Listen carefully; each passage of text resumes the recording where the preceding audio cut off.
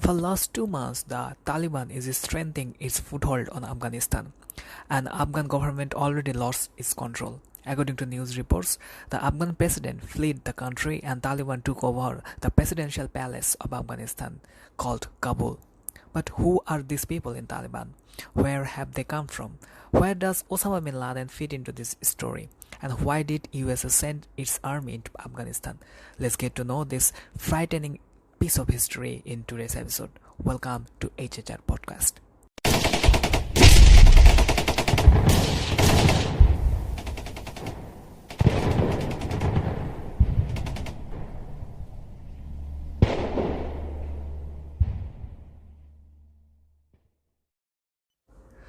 To understand Taliban, we need to know what happened in Afghanistan in 1980s.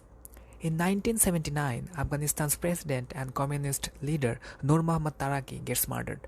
After this, the Soviet Union starts its interference in Afghanistan.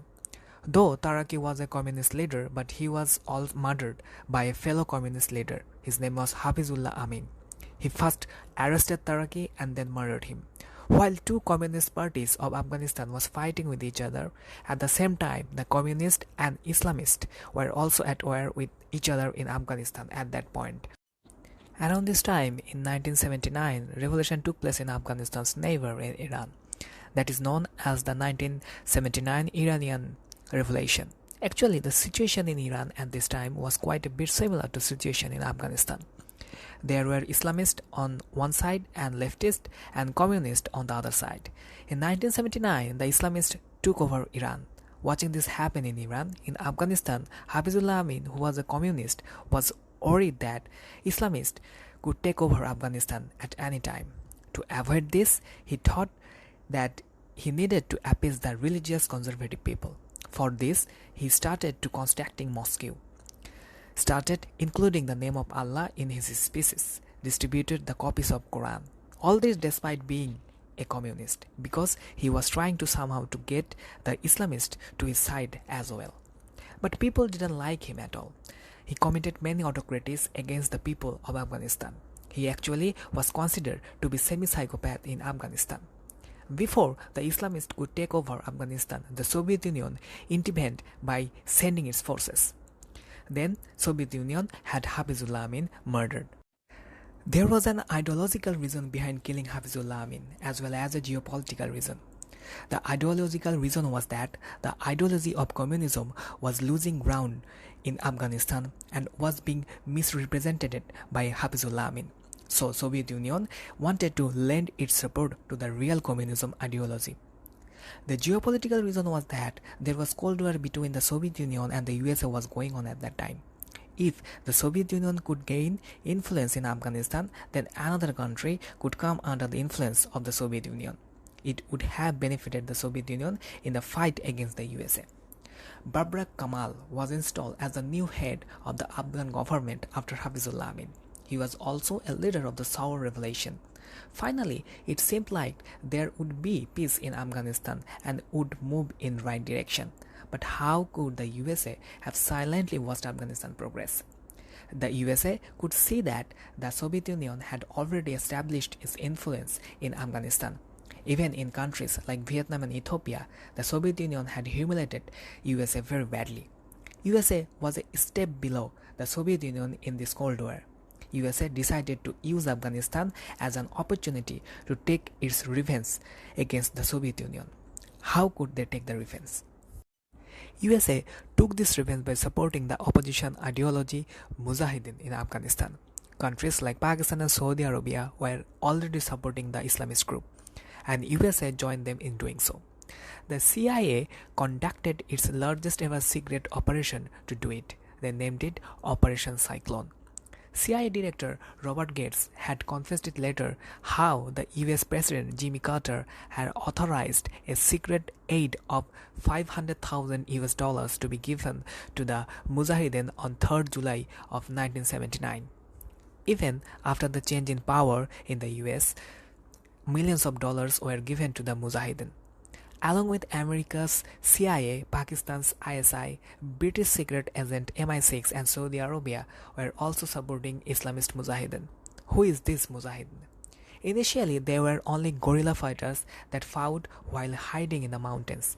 But after so much support, not only did they have weapons, not only guns, but even anti-aircraft missiles were also available to them. That's when the Soviet Union started to feeling the effect of fight. Mujahideen started to fight very strongly against the Soviet Union. The USA promised that if the Soviet Union withdraws its armies from Afghanistan, then they would stop supplying weapons to Mujahideen. In 1989, the Soviets pulled out its armies, and the next few years were very chaotic. Despite of withdrawing Soviet armies from Afghanistan, USA continues to supply weapons to Mujahideen, and Mujahideen group doesn't step back even a bit.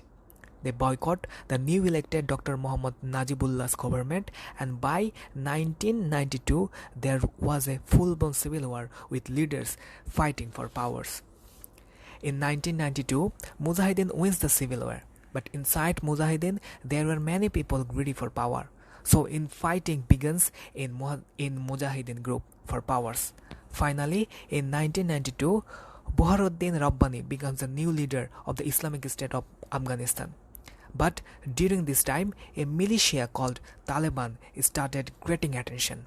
In 1996, Taliban removes the Islamist Mujahideen from power. Now the main question, who is Taliban?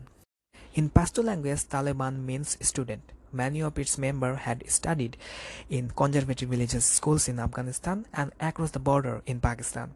Some of them had also fought as Mujahideen. Initially, the leader of this Taliban group was Mullah Omar.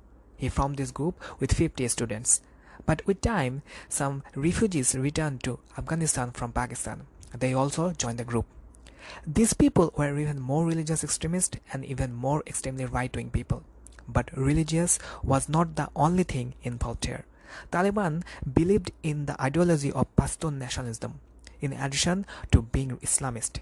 Pakistan and Saudi Arabia supported the Taliban, and it is said that USA created Taliban. Technically, it isn't true, but practically there is some weightage to this agreement. All the efforts of bringing democracy into Afghanistan were all ruined by supplying weapons to Mujahideen, and an environment was created that enabled the birth of Taliban. By 1996, Taliban had seized the capital of Afghanistan. They declared Afghanistan an Islamic Emirate and started imposing their own strict interpretation of Islamic view.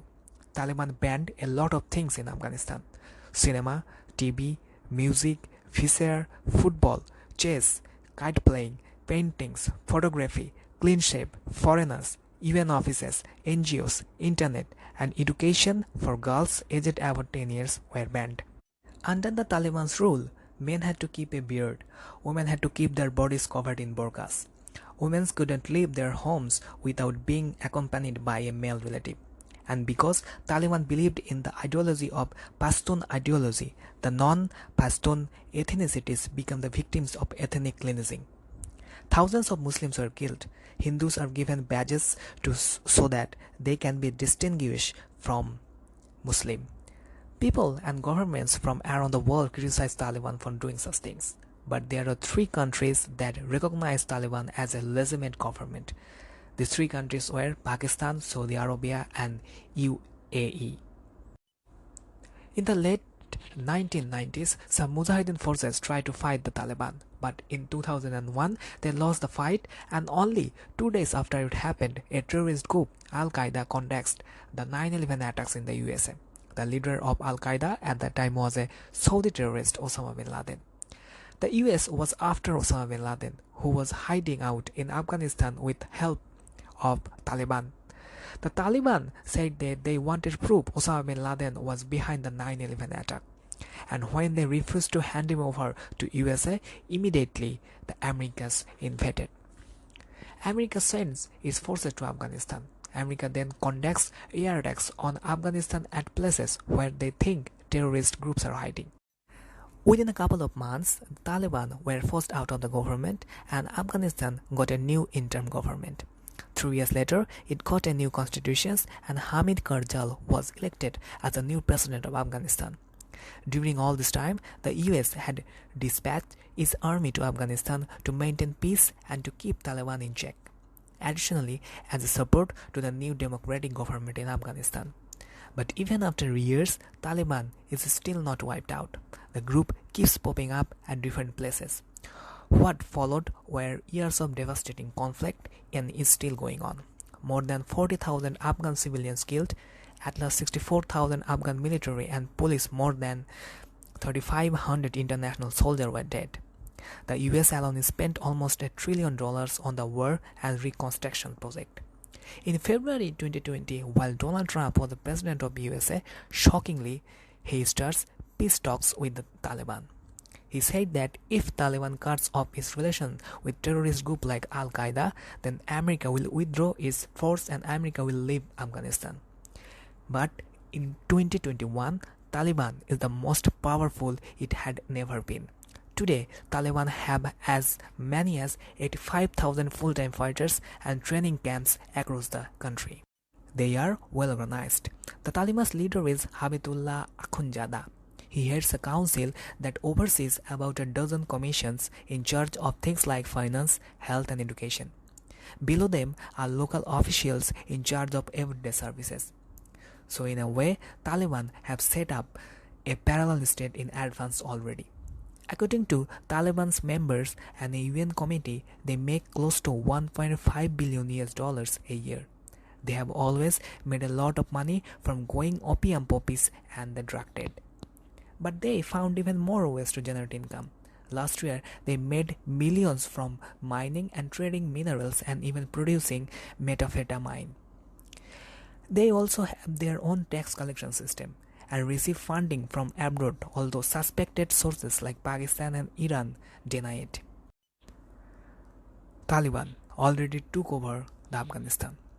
Will they rip up the constitutions which protects basic human rights? What will the Taliban do next?